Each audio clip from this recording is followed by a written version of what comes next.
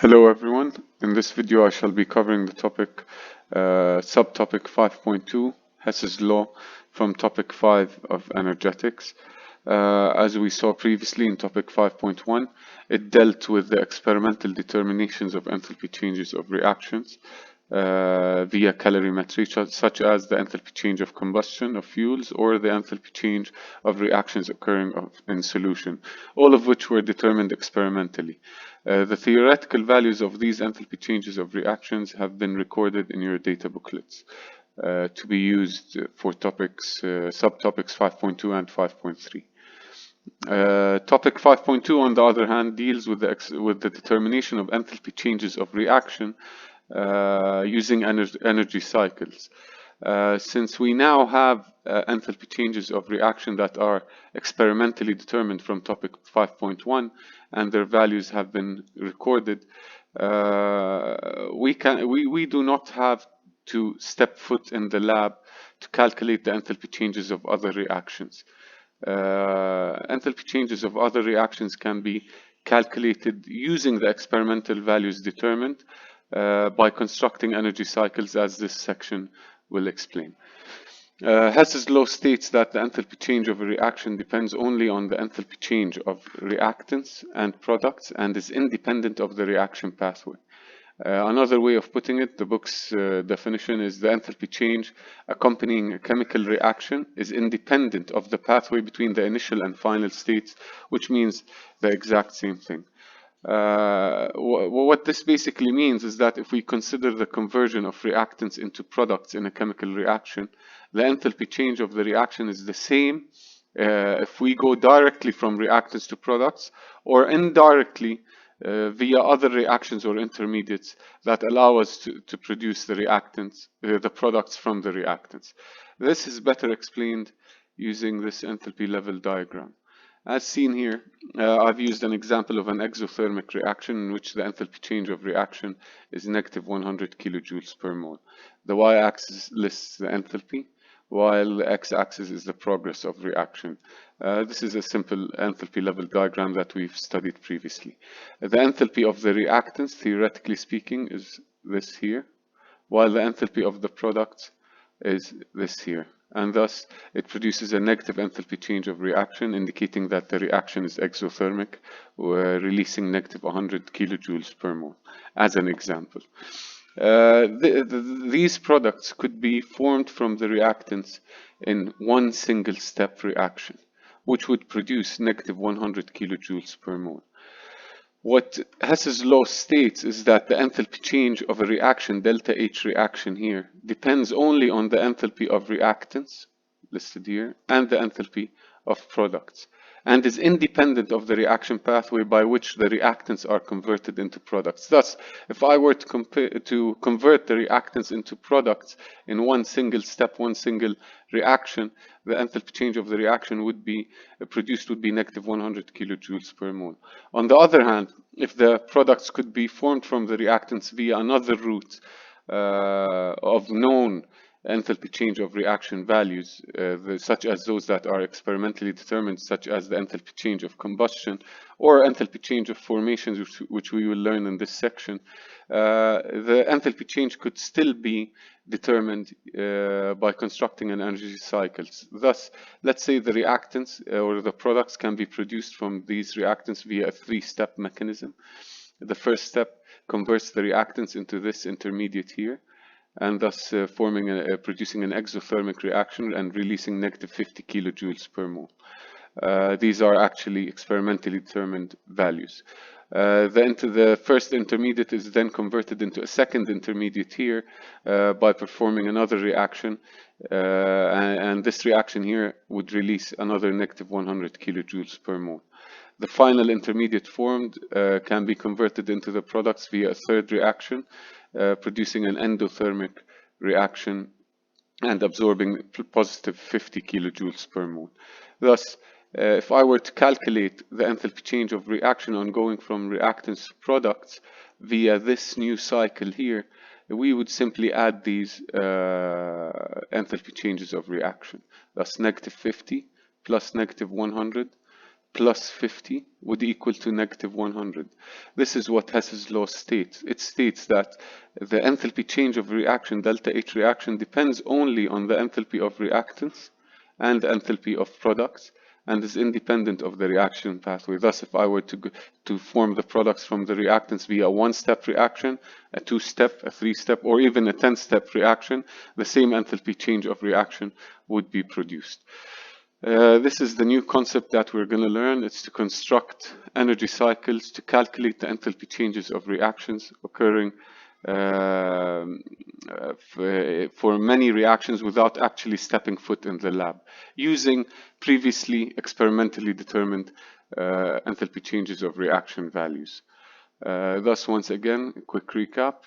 I would reread the definition of Hess's law. The enthalpy change of a reaction depends only on the enthalpy of reactants and products and is independent of the reaction pathway. Another representation of this for a reaction in which the reactants are converted into the products. To determine the enthalpy change of this reaction, we don't actually need to step foot in the lab. We can simply construct an energy cycle using previously determined experimental values such as delta H1 here and delta H2 here.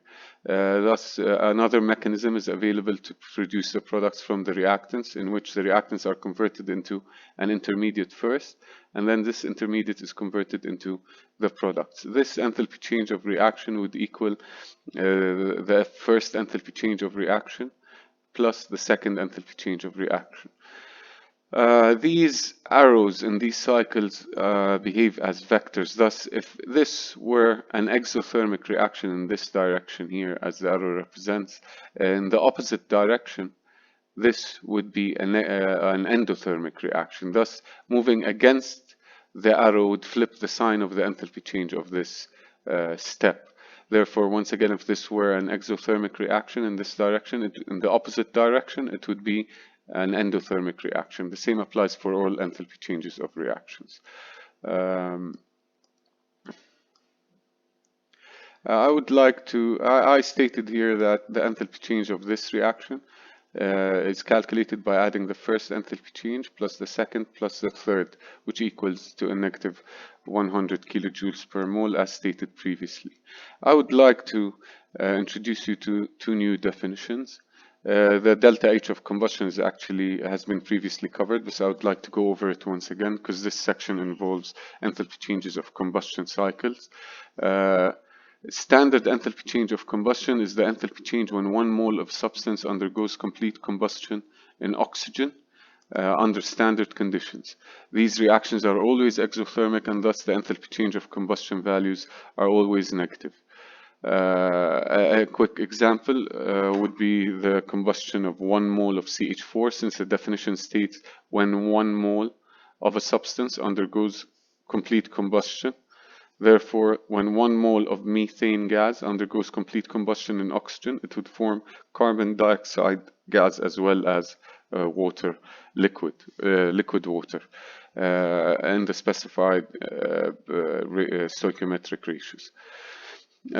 By definition, this would represent the enthalpy change of combustion if this were 1 mole, once again because the definition is defined when 1 mole of a substance undergoes complete combustion. Thus, if 2 moles of methane were to undergo combustion, the value for that enthalpy change of reaction would be the enthalpy change of combustion of methane multiplied by 2. A new definition I would like to introduce you to is the standard enthalpy change of formation, delta H F standard, as seen here. This is the enthalpy change when 1 mole of a substance is formed from its elements in their standard states under standard conditions. These formations for specific compounds could be either exothermic or endothermic, depending on the compound being formed from its elements. A quick recap as to some common elements you will see in the chemical equations. I would like to show their standard states, these elements, what their standard states are, or in what phase do they exist under standard conditions. Thus, all metals, except for mercury, are liquid in their are solid in their standard states, except for mercury, which is a liquid. Thus, the element sodium would be written as Na solid. The element of calcium, any metal such as calcium, is a solid. Fe is a solid. Platinum, cobalt, any metal in its standard state would exist as its symbol in the solid state. On the other hand, nonmetals, most nonmetals exist as diatomic species, such as hydrogen. H2 gas is how the element hydrogen would exist in under standard conditions in its standard state. So basically in nature, we would find hydrogen in the form of H2 gas. On the other hand, the standard state of oxygen is O2 gas. The standard state of nitrogen is N2 gas, F2 gas for fluorine, Cl2 gas for chlorine, Br2 liquid for bromine, iodine, I2 solid. Some nonmetals also exist as their symbol in the solid state, such as carbon. Carbon is found as carbon in the solid state.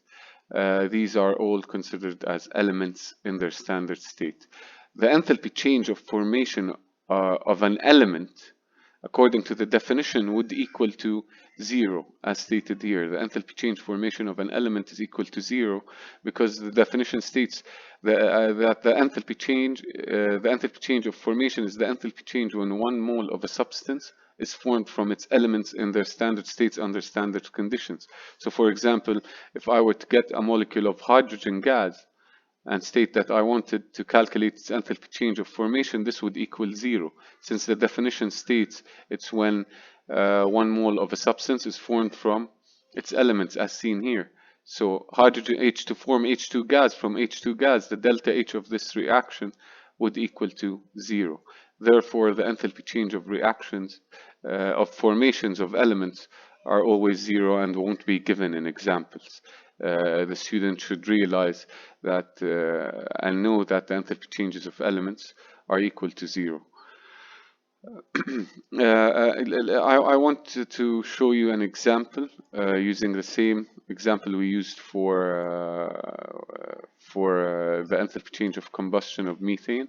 For the enthalpy change of formation, I will use methane as well, and the definition states it's when 1 mole of a substance, in this case methane, 1 mole of a substance here, 1 mole, is formed from its elements. Thus, the elements that make up methane is carbon solid, is carbon and hydrogen. Carbon is found as carbon solid in its standard state, while hydrogen is found as H2 gas in its standard state. And I would balance these to produce 1 mole of methane, and thus I would have to multiply the H2 gas by 2 to balance this overall equation to produce 1 mole of a substance. Thus, this equation clearly shows the definition of the enthalpy change of formation, which is when 1 mole of a substance is formed from its elements in their standard states under standard conditions, and these values could be endothermic or exothermic depending on the compound being formed from its elements. These values are also listed in the data booklet, as well as the enthalpy changes of combustion. Thank you for watching the first video. Please move on to watch the second video, which will talk about the enthalpy changes of reaction determined using enthalpy change of combustion cycles. Thank you for watching.